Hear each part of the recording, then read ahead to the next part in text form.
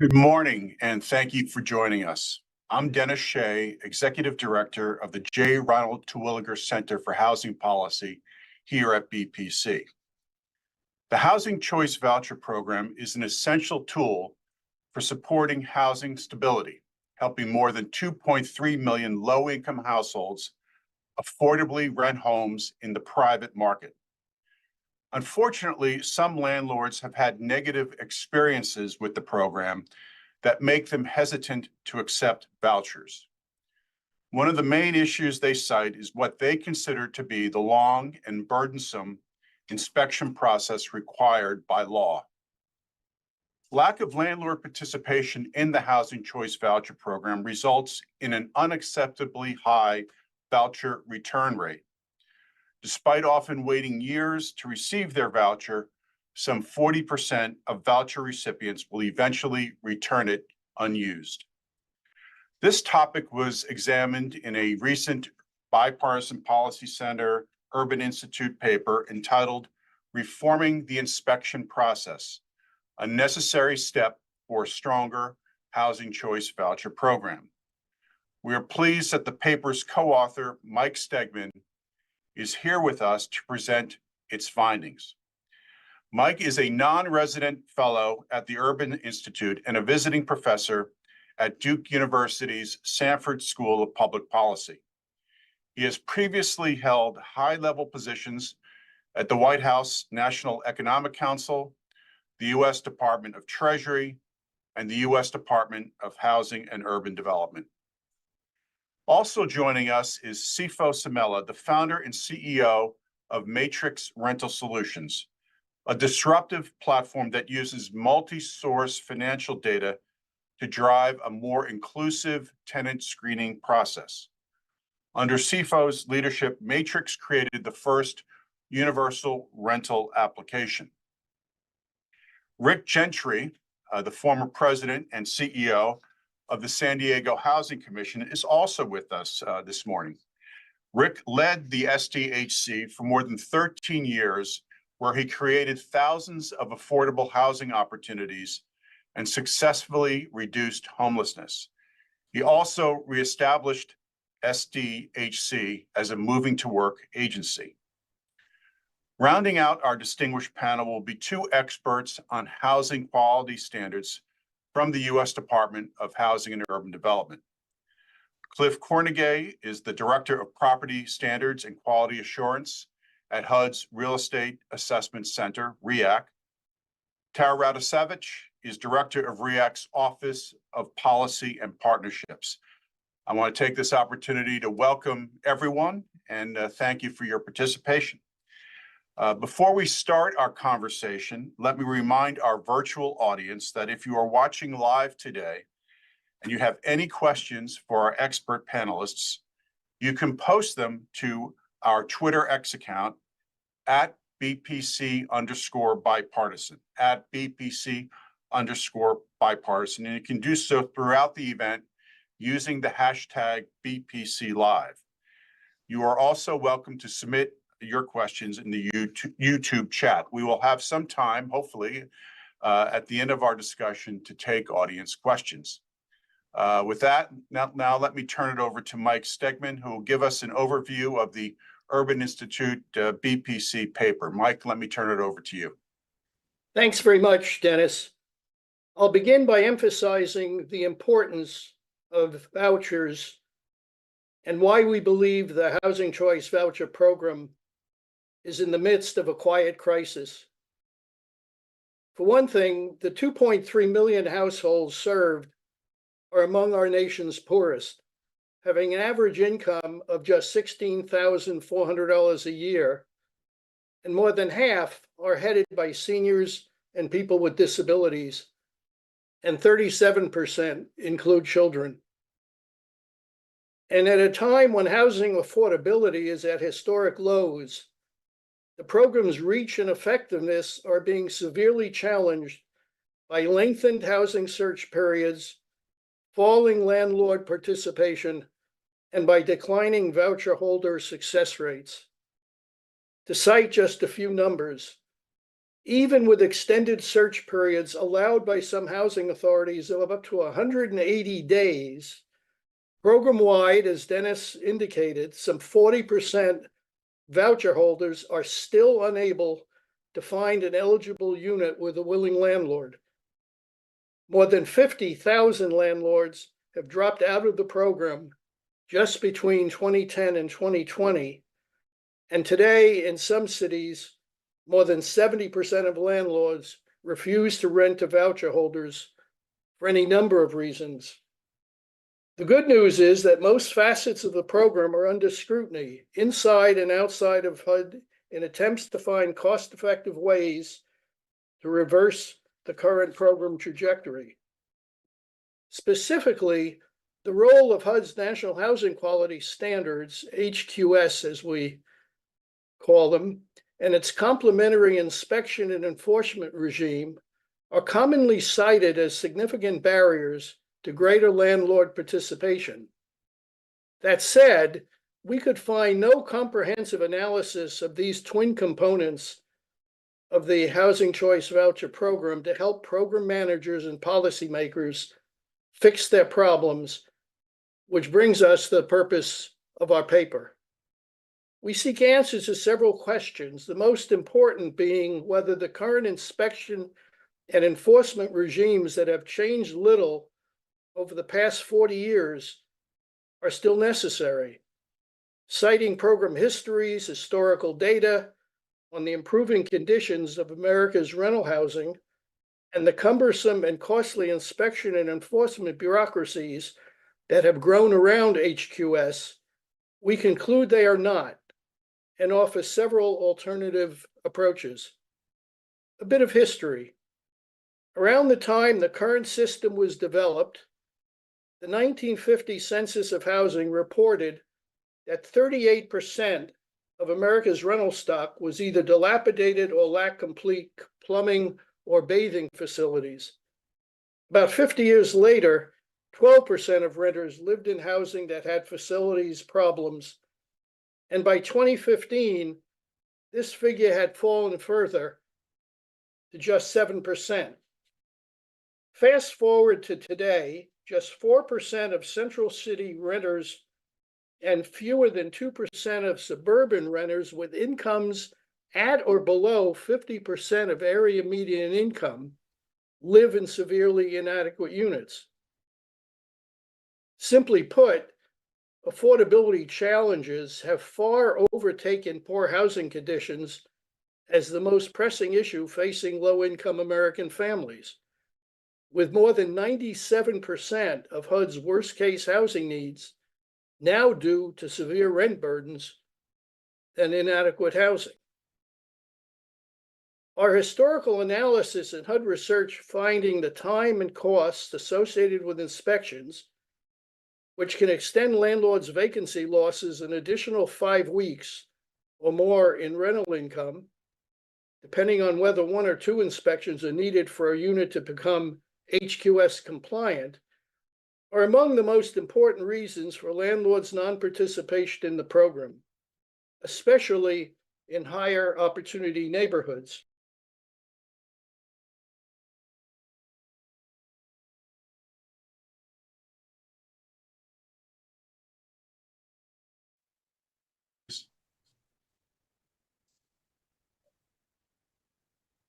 We find an inspection regime that demands every single unit be inspected before a lease can be executed and payments begin flowing to be akin to using a bazooka to kill a gnat, and that at minimum, different initial and recurring inspection regimes should be implemented for different types of markets and housing.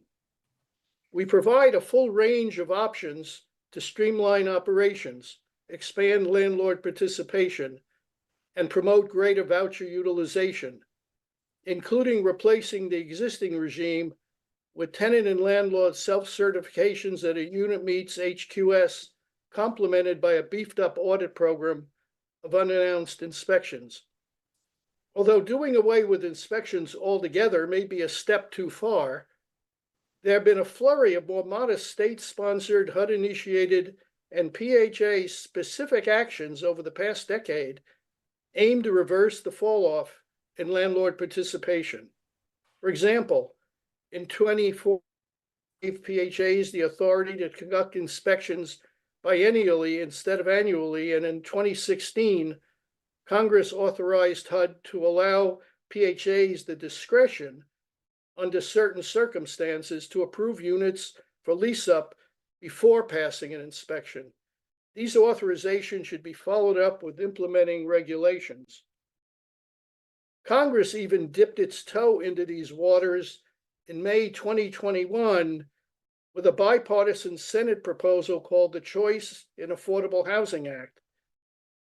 While this measure was never voted out of committee, it contained some useful incentives to increase landlord participation, including offering a financial bonus to housing authorities that retain a dedicated landlord liaison on staff to manage PHA landlord issues and disputes, signing bonuses to landlords in low poverty areas, and security deposit assistance to protect against damages.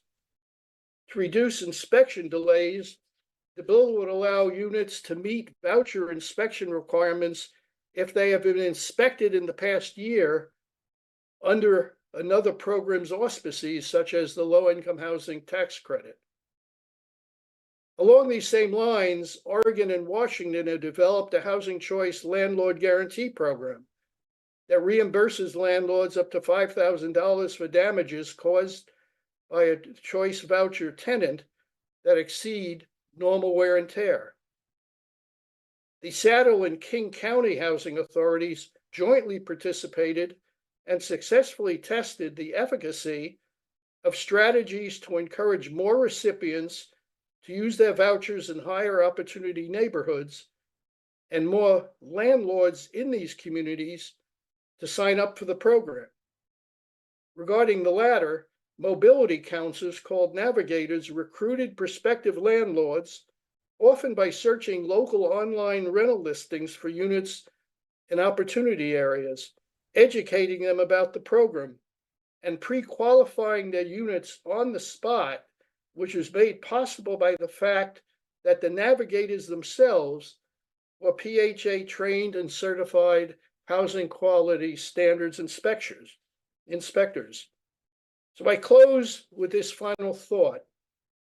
Given the dominance of affordability over housing quality challenges in the Housing Choice Voucher Program, let's consider the devastating economic implications for the 40% of families who are fortunate enough to receive a voucher after waiting months, if not years, only to have to return their unused vouchers because they couldn't find a home that met HQS that a landlord was willing to rent to them. Here are some rough numbers. The average HUD rental subsidy for a Housing Choice Voucher recipient is $870 a month, or about $10,440 a year. This amounts to a 60% boost in the annual income for the average successful Housing Choice Voucher recipient, and a similar loss in spending power for the unfortunate households who must give back their vouchers unused. While it is often said that the only thing distinguishing the Housing Choice Voucher Program from a pure income transfer are the housing quality standards and inspection requirements, I leave you with this question: are these requirements worth the cost? Dennis, I'll turn it back to you. Well, thank you very much, Mike, for that overview and for making the case for the importance of the Housing Choice Voucher Program, but the need to potentially rethink some aspects of its administration. So I want to call on CFO first. CFO, you are the CEO of and founder of a fintech company in the housing space called Matrix Rental Solutions. I would, love to hear your initial reactions to Mike's presentation. And do you consider the inspection process a significant barrier in the housing search for voucher holders? Yes, and Dennis, Mike, thank you for the extensive research. Here at Matrix, we were able to delve into the research, and we find that a lot of our thesis aligns directly with yours. What we found here is in affordable housing or in the voucher HCV program, the inspection process presents a number of both quantitative and qualitative challenges. On the quantitative side, we're seeing an average of about 36 business days of turnaround time, and that's from the time that the landlord actually says yes. Pent up frustration around vacancies definitely creates tension in the relationship between the owners and the resident right off the bat. And so what we see is also that the inspection process makes up about a third of that time. And additionally, on the qualitative side, that relationship is everything. Our motto here at Matrix is we use our technology to help put more people into homes faster. By streamlining that, the qualitative element of improving the landlord-resident relationship definitely leads to some efficiencies down the line.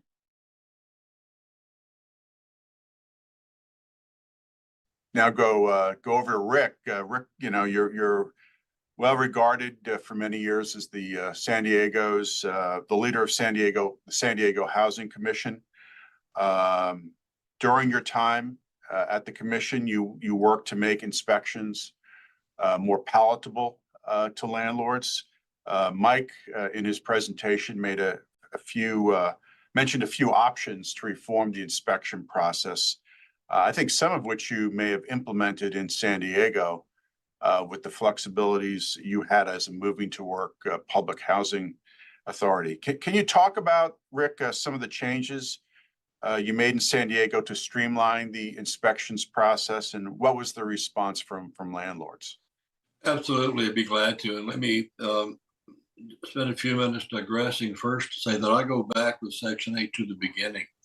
I was in the HUD area office in Greensboro, North Carolina, when Section 8 was passed into law in 1974. We implemented it statewide in 1975. And so I can say I go back to the beginning, and I've worked in it in a number of states since then.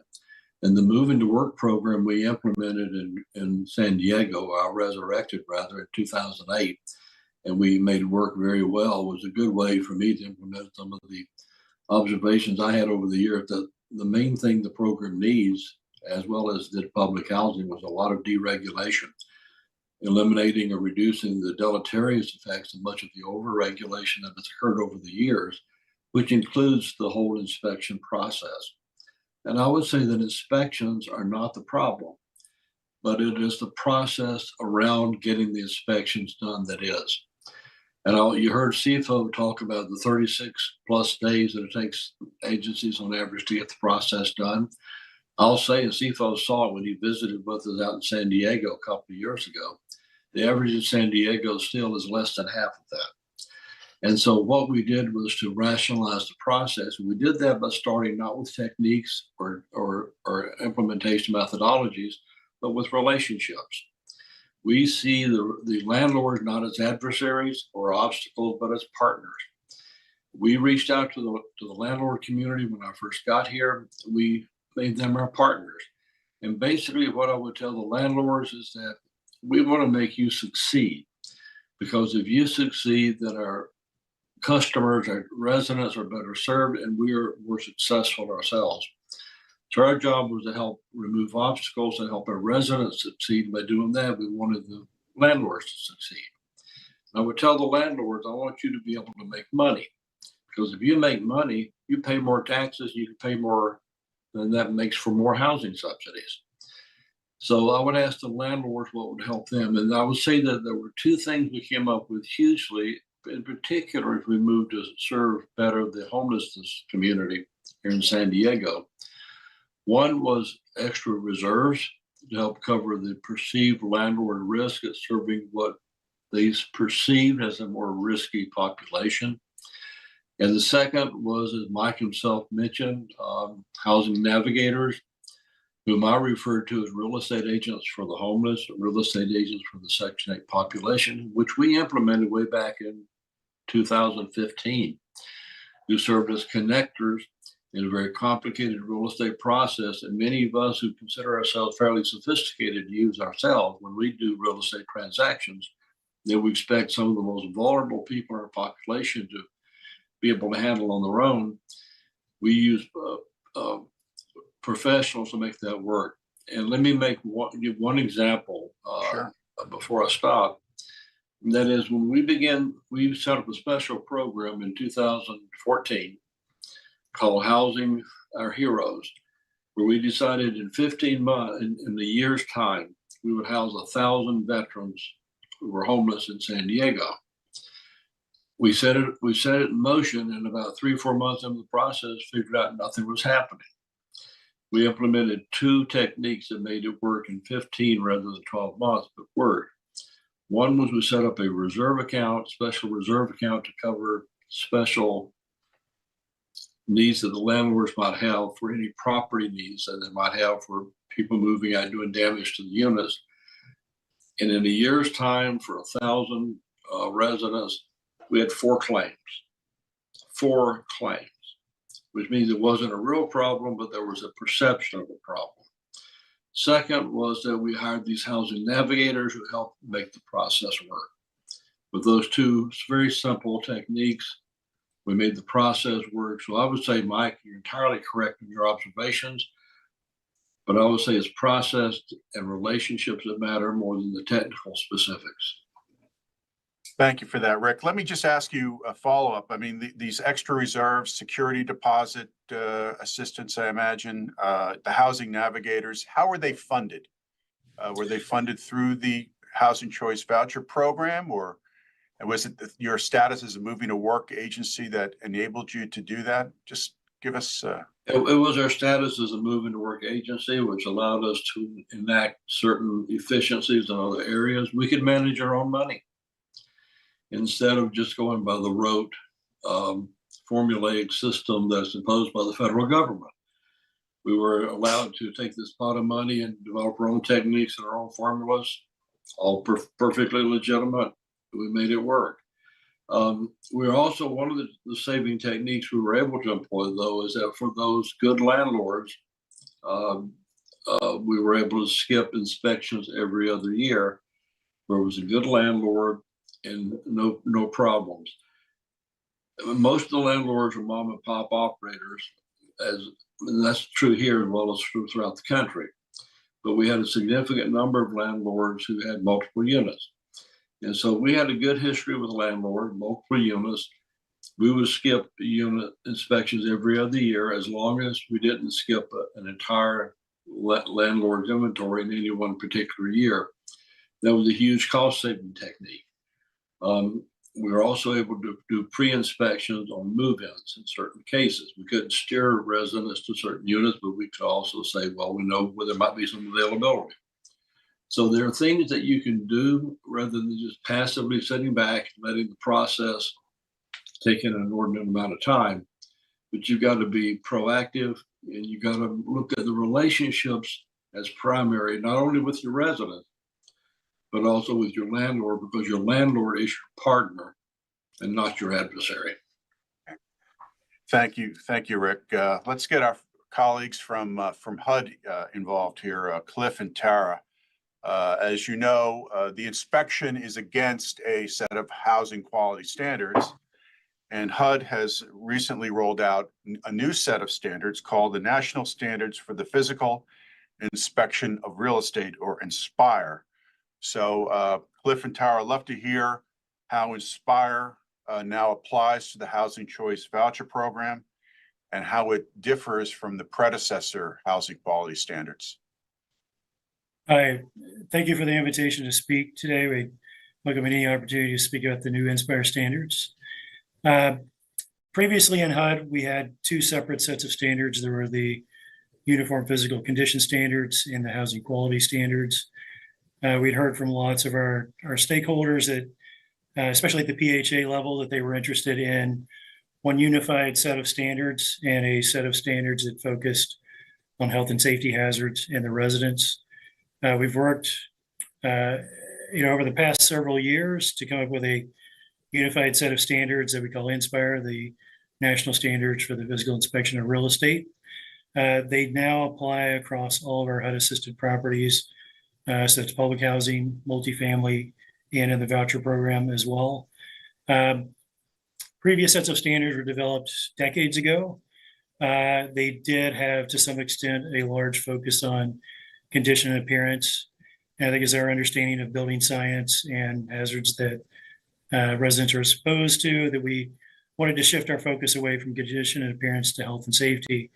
And in doing so, that's where we arrived at the new Inspire standards. They've applied for public housing and multifamily since last year.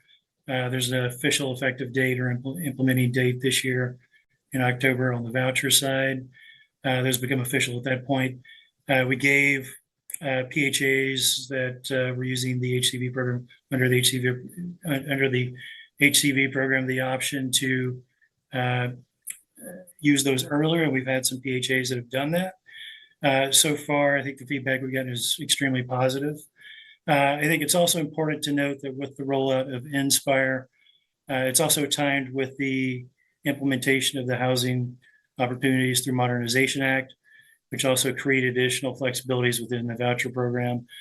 So we have these new statutory options to use alternative inspection methods. So a PHA could actually choose not to use Inspire with an application submitted to HUD, where they could use a separate set of standards, which could be their local standards or another set of standards, which gives them some flexibility.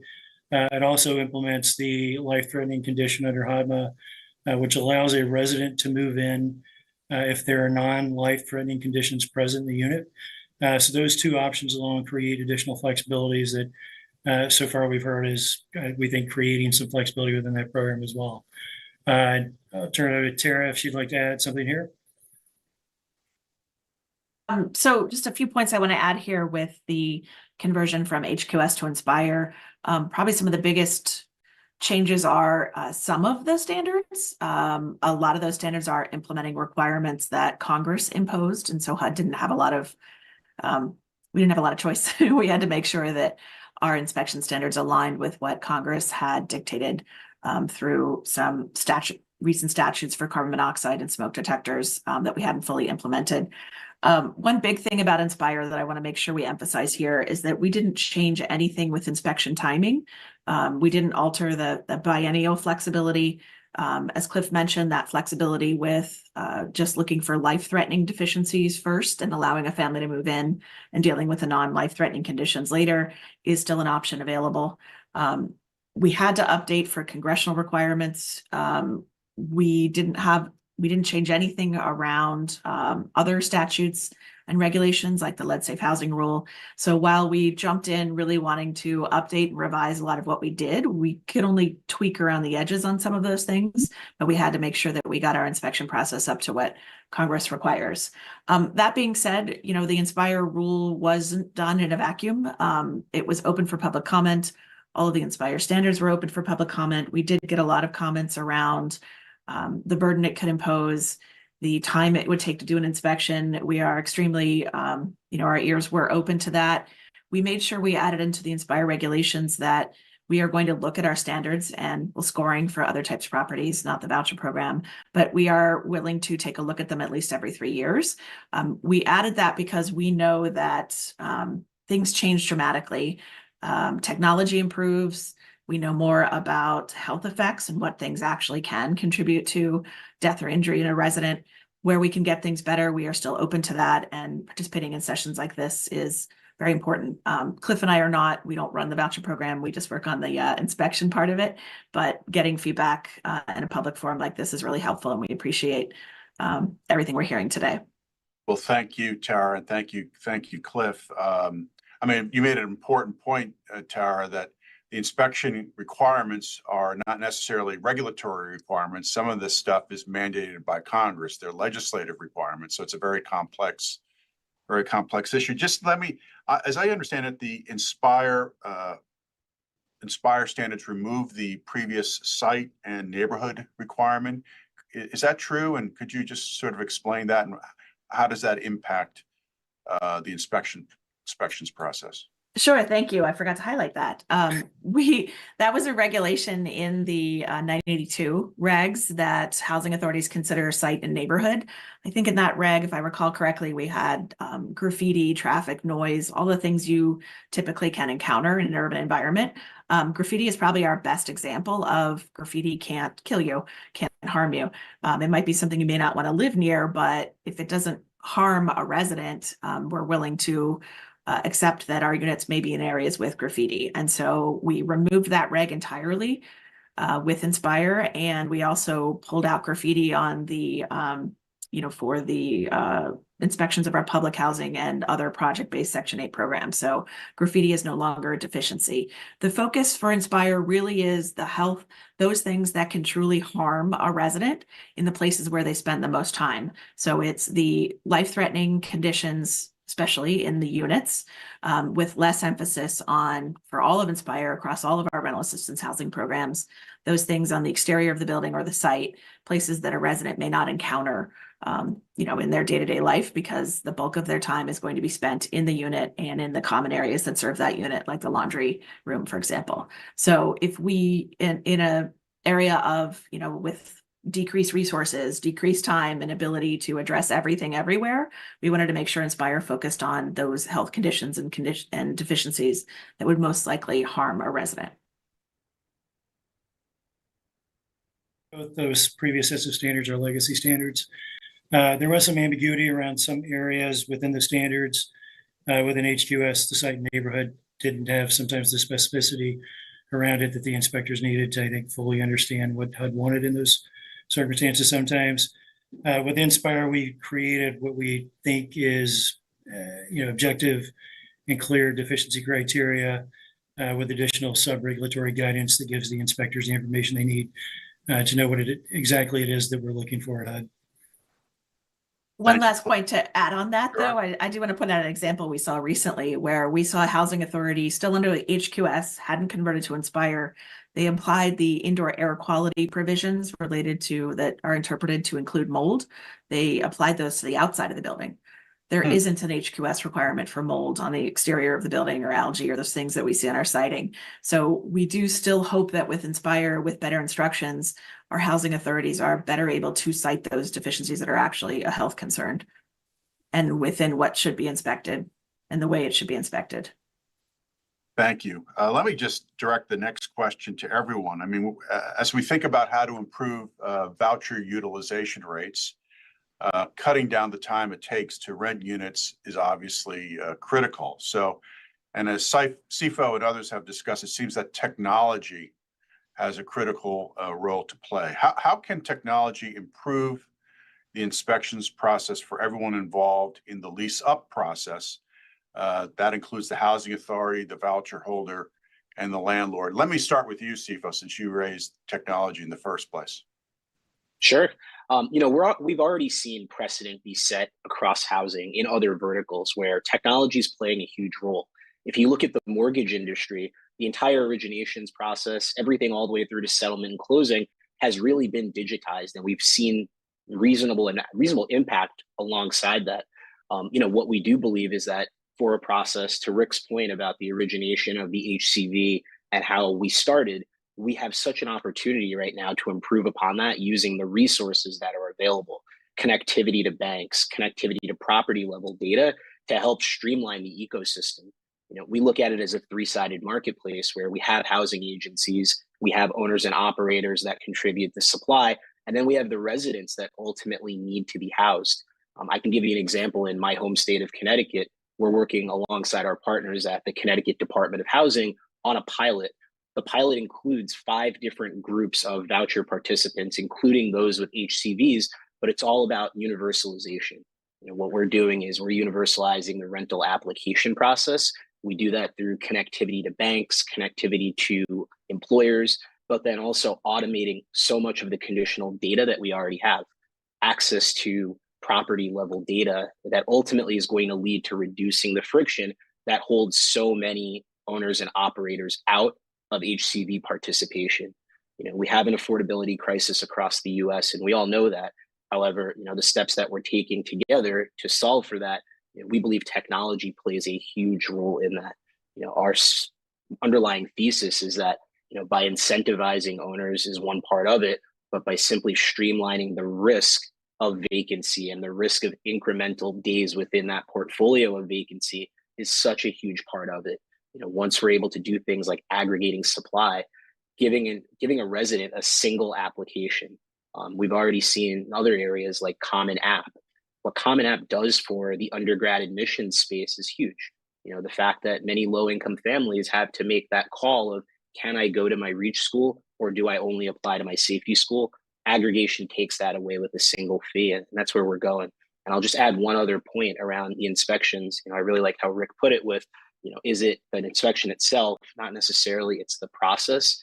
We've already seen in other areas, particularly around government regulation, where there have been huge improvements to efficiency, occupational safety, food, environmental inspections. So there is precedent for this work to be done, and technology plays a big role in that discussion. Anybody want to add to that? So I think in the context of Inspire, we have this alternative inspection method, which is part of the HOTMA implementation. We know, for example, that there are multiple model housing codes across the country that would meet the minimum requirements of Inspire, and we would give PHAs the ability to actually use those local inspection that occur sometimes prior to lease up. They could use those in lieu of Inspire. One of the challenges for us at HUD is that we don't have access to those local code databases or that local code information. So we know that a lot of jurisdictions require a pre-rental inspection or pre-license inspection. If that information were readily available to us, in a way that we get access to pretty quickly, we know that we could grant that waiver, that ability to use that local inspection method in order to move in. That's an example of a way that technology could help us. And I think there's a lot of interest across HUD in having visibility into those local code databases that exist across the country. And if that's something that were available to us, that technology existed, I think we'd be a lot more flexible, and tenants could actually move in much quicker if we had that access. And Cliff, for somebody on the local level, that is music to my ears. I would say that two other things, Dennis, I would add that are real simple, basic concepts that are key to any business, and this is a business. One is relationships, and the relationships will involve reaching out and making sure you understand the other partner's needs so that all parties get their needs met. And again, the business relationship here is tri-party. It is the resident, it is the agency implementing the voucher program, and it is the landlords who hold the resource needed. So you need to make sure that the relationships are there, they're intact, and that they are, if not friendly, at least collegial. They're not adversarial. And then the other one from the landlord standpoint is that you do risk mitigation. And it's my belief, having worked in this program for over 50 years, or almost 50 years, you're dating yourself here, Jim. You're coming up on 50 years come August. Congratulations. Whoa. Amazing. 50 years come August, is that if you can reduce the risk to the landlords so that they perceive their risk working with us as no greater than their risk in the general marketplace, they will do business with you all day long, because most of the money to them comes from the housing agency and not from the resident. That's the basics for their being in the business. So the money comes from us, the compensation does, and if you reduce their risk, they're going to be there. So it's technology and relationships working together, perhaps. Now, I want to just touch on a pilot program that San Diego Housing Commission undertook, but it's also morphed into, if I may say, CFO, your trusted owner program for inspections. Could you describe what that proposal is, CFO, the trusted owner program? And would owners be more likely to rent to voucher families if this program were implemented? Then I'd like to get Sure. Rick to weigh in, and Mike as well. Sure. And just to double click on something that both Tara and Cliff said, you never know, there might be a technology company out there listening here that you may have just inspired. I'll introduce a term in here. It's probably native to everyone, prop tech, property technology. I've looked at affordable housing as that last frontier of some of the other verticals that have been touched and improved with property technology. So I will say we're not alone here. We sit inside of a very healthy ecosystem of tech companies that do see societal benefits behind what we're doing. Dennis, to your point, one thing that we're actually announcing here for the first time is something that we'll be announcing over the summer, and it's what we call our Trusted Owner Program. We saw the challenge in the inspection process as being multifold. It's number one, collection of data. How do you get better, faster access to the data? But once you finally get to the table, there is that human element involved. Our Trusted Owner Program is offering a solution to the challenges by introducing a tiered methodology or a tiered inspection system, sitting probably on the framework of what Inspire is meant to do. But under our program, owners who maintain higher standards of property upkeep as well as tenant satisfaction can also expect a tiered correspondence of reduced frequency of in-person inspections. With access to technology, more than simply signing an affidavit that this is in fact a safe unit, we have the ability to collect data in real time. The difference being, are we now having to deploy inspectors that take a certain amount of time to get there? Are we able to automate some of the qualitative standards? One thing we hear from owners and operators across our state in Connecticut really is around frustration about, what is the level of consistency that the inspection will include. And so by having things like being able to capture video-based technology around the inspection, additionally having pre-canned forms that are pre-filled, you can reward those good trusted owners. This idea is, something around sampling. So whether it's 50%, 30%, 10% of total units inspected, it really is a moving target of what inspections actually need to be done in person. We see the benefit is twofold. Everything that we've mentioned here about relationships in the ecosystem, it definitely puts a certain amount of trust into that relationship where owners feel this is something that we can get into because we can now more reasonably predict the cadence of move-ins and full lease-ups. Additionally, it builds good relationships and goodwill between the housing agencies and the owners, something that relationship lies squarely on. And so our idea is that, we've already kind of just battle tested this in market, that people are more likely to refer their other colleagues in the landlord space to want to participate in these programs. Mike and I had a conversation about this several years ago during the pandemic that ultimately led to proving that during the pandemic, those owners and operators who accepted housing choice vouchers outperformed market rate peers simply because those proved to be very stable sources of income. And so, when we think through programs like the Trusted Owner Program, we've gone and talked to the associations about this. We are getting a great deal of support behind it. And so, as we roll this out, we'd love to get feedback from our colleagues over at HUD, others that are interested, because I think the work that HUD's done around Inspire and identifying some of the challenges in process could definitely be complemented with some technology. Great. Rick and Mike, do you have any reaction to what CFO just said? Yeah.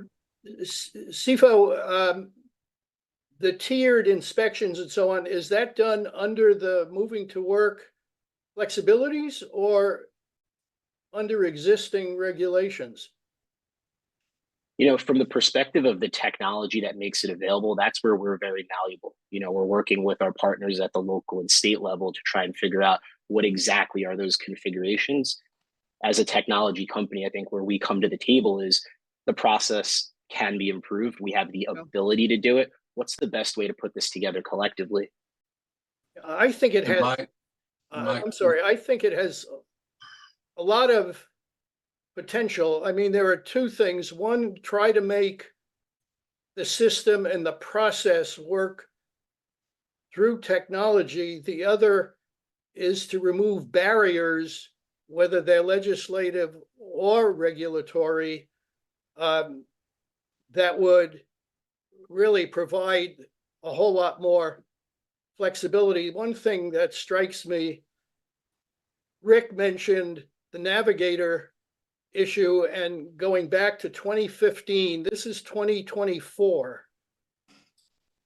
The Modernization Act that gave the flexibility to do biennial instead of annual inspections, where 9 years after that, and we're just now talking about implementing through regulations that kind of flexibility in conjunction with Inspire. That's the kind of frustration that exists in this system that we've really got to address.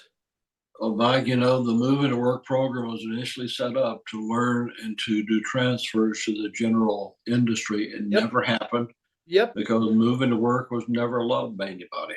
yep. Yeah.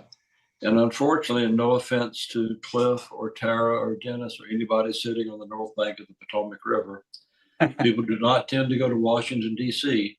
to let people in North Carolina or California or Connecticut solve our own problems.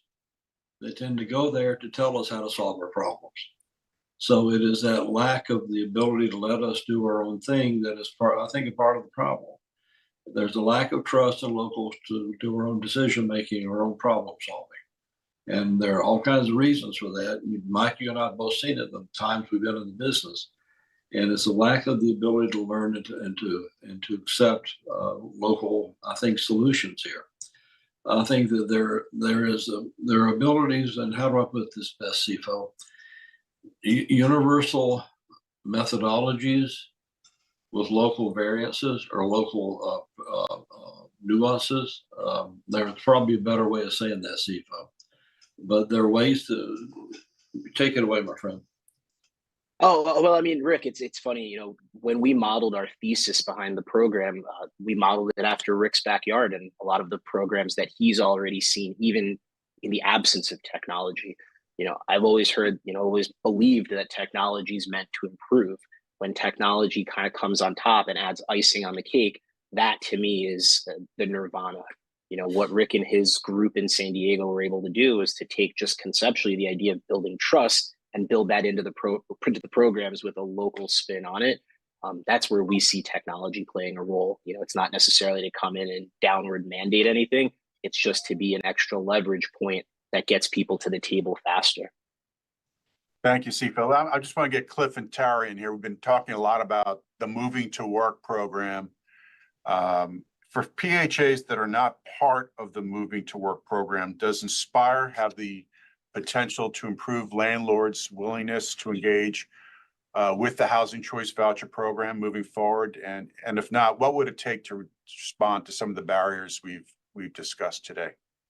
So I think those two provisions we discussed earlier, which are part of HABA that Michael mentioned, the non-life threatening provision in HABA gives us that flexibility for the resident to move in right away, as long as there are no life-threatening deficiencies present in the unit. That should make this process, we think, move much quicker. There's also that alternative inspection method. So, for example, again, if it's been inspected by a local jurisdiction prior to move-in using their local codes, if they met the minimum requirements of Inspire, they would allow them to move in as well. We've also been discussing, at least internally within HUD, considering the potential for a pre-certification on the HCV side. We think we need to sort out, do some work around what that looks like, but that would give us the option of having someone go out, perform an inspection prior to that move-in inspection, so it could happen some predetermined date in advance of the move-in. If we were confident or certain that the conditions at that inspection, that pre-certification inspection would exist at the move-in date, we could be comfortable with the resident moving in without that move-in inspection on the day of move-in or prior to move-in. So that's something that we're certainly considering. We've asked Congress about that as well, and I know that's something that the industry has asked for as well. So we are, at least in HUD, internally having that conversation and are deeply interested in what that would look like, and start planning around maybe even some pilot around what that would look like. Thanks, Cliff. Tara, do you want to add something? Sure, thanks. Just a few things to add. With the COVID pandemic, we added a policy for remote video inspections, allowing that. That was a technology improvement that we're still willing to keep as a flexible option. That could also assist with, if a landlord corrects a deficiency cited by the inspector, that they could use the video evidence, and an inspector doesn't have to go back out there to accept that the deficiency has been corrected. We do, so what Cliff mentioned with this pre-inspection program, for that, we are seeking legislative authority to do that. So one of the challenges with moving to work is that these agencies are able to get a lot of statutory relief on some of the things that everybody else has to do. And so that's how we can test these things. But then we do need Congress to help us bring it over the finish line to make those provisions available to all housing authorities. And so this pre-inspection idea is one that we are seeking legislative authority to implement. I think, we can always still keep tweaking around the edges of consolidating, what we can accept, as Cliff mentioned, these alternative inspection protocols and variations. I think we can keep improving what we can accept and see and what you would need to certify. Those are things that are within our control that we're still open to consider. And then please, we want to keep getting feedback on, did the Inspire inspection, once we get past this first year of implementation, there is a learning curve. There are things that have changed from HQS. We think they have changed for the better. We still hope that we've taken enough off of the inspector's plate so that they can focus on the things we do truly care about. We want to keep seeing that feedback because if there's a standard we need to tweak, we are open to that where we have the authority to do that. Thank you, Tara. I'm going to take we have a couple of audience questions, which I'm going to pose to our distinguished panel. The first is from Sharon Cornelison. In today's tight housing market, FHA mortgage holders often face challenges to compete to buy. With the FHA inspection a key barrier, what findings, if any, could be applicable to FHA inspections? Anybody want to take that on? I'll start there and maybe defer to Cliff. Sure. So this sounds like, so for FHA insurance, it also is under Inspire. That's They important should to have, know. yeah, they should have converted as of October 1, 2023, so that everybody's under Inspire. In terms of that implementation, those are often inspections done by private entities. They're not REAC, HUD's Real Estate Assessment Center. They are servicing mortgagee inspectors. We still see a lot of area for improvement. We still need to get those inspectors up to speed with what the Inspire standards are. I will admit that in the early days of Inspire in the public housing program, we saw some inspectors apply both standards, UPCS and Inspire. And so there was a learning curve in reminding them, you don't have to inspect that under our HUD programs anymore. We eliminated that under UPCS. So if these are still potentially a barrier, that's interesting. I would like to get more information about that, but it should be the Inspire standards for those programs. Great. Cliff, anything you want to add? Yeah, I think that Sarah summed it up well. I think what's important about Inspire is we did put boundaries around what could be inspected where there was subjectivity in the past. We think, where we've used legacy standards in the past, that we should not see variation across the application of these standards. So I think in terms of expectations, it should be clear what HUD is expecting moving forward. So I think in a lot of ways it will help in that process because we've set clear expectations. Well, the next question is from someone who is receiving a Lifetime Achievement Award at the National Housing Conference dinner next month. It's from Joe Ventrone. And I think it touches upon a point you made, Mike. This is the question. Legislation dealing with reforming the Housing Choice Voucher program was passed some 6 years ago. HUD recently issued final regulations last month. How effective will these regulations be? Why did it take some 6 years to promulgate the regulations? So I think, as Tara mentioned earlier, we are not in the voucher office. We were responsible for writing the Inspire rule, and we, I think, put that together as quickly and as efficiently as we possibly could. I think the voucher office may welcome an invitation to, talk about HODMA at some point in the future. That's an important part of the HCV program. I'm sure they'd be happy to accept an invitation to speak for a panel on HODMA. Okay, thank you. Dennis, I'll chime in on that just very quickly. One thing about it seems to be thematic that, we pass legislation or we get something done, the implementation and the rollout is slower than expected. I don't necessarily know that there's any one party explicitly responsible for that. I think it's just been a matter of steering the Titanic is a challenge. But again, back to the idea of what technology is meant to do. technology has the ability where when it works alongside those that are building the code and building the legislation, can now trigger faster rollout patterns. And so that's something that, you know, when we are able to actually get things through and get things done, not taking 6 years to actually put it into motion could be lifted by technology. Mhm. It can also be lifted by simple expectations. If you go back to the Housing Act of 1974, and I was on a conference call honoring Carla Hills, who's still living, who was the HUD secretary back in those days.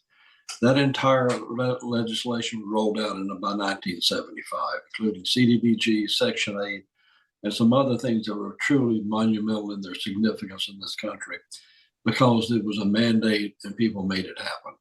So I think some of it's simply a matter of political willpower, folks. Let me just ask my last question to Mike. You know, you've done, obviously, as part of working on this paper, you did a lot of research around the inspection process, around housing quality standards, around the lease-up process more generally. Is there any areas, as a former Assistant Secretary of Policy Development and Research at HUD, any areas that are ripe for future research in this area, do you think, Mike? Yeah, let me note something that we did not include in our paper that folks really ought to look at. And it is under the moving to work, but there is a cohort of 28 housing authorities under moving to work that is focused on increasing landlord participation and is much broader than the inspection process. And HUD just issued a couple of preliminary interim reports kind of on baseline and what these 28 housing authorities are doing. You're still going to end up with how to go from insights from these back into the broader population, but that research is ongoing, and I was not really aware of it when we were putting together the paper. But there's something else that Inspire really sets the kind of baseline for this, and that is we have no comprehensive database on inspections, on what are the causes of failed inspections, about what the costs are of remediating those. And if we're going to learn anything to improve the process, starting with Inspire, I would love to see the development of a housing choice voucher database focused around the collection of data on inspections, on standards that make sense and don't make sense, and all of that kind of thing. I think it's incredible that only sporadic research and very dated research focuses on the inspection process. So I think that's really a critical need, both for policy and for actually improving program operations and success rates. Indeed. Thank you, Mike. Tara in the chat reminds us that before we log off, she has shared the Inspire regulatory impact analysis on costs, benefits of the standard. So for those who are watching virtually, you could find that in the chat. But unfortunately, we have run out of time, and I want to thank all our panelists for this really informative conversation. It doesn't sound like it sounds like a pretty dry topic, but it's an incredibly important topic, and you all, brought it to life. And I just want to thank you for doing so. And I want to thank our virtual audience for tuning in.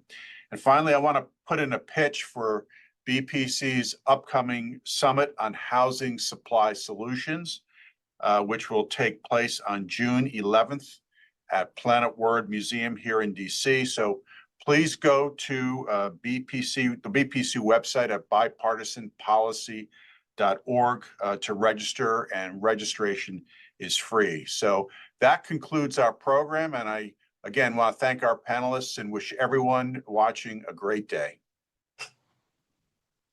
Thank you.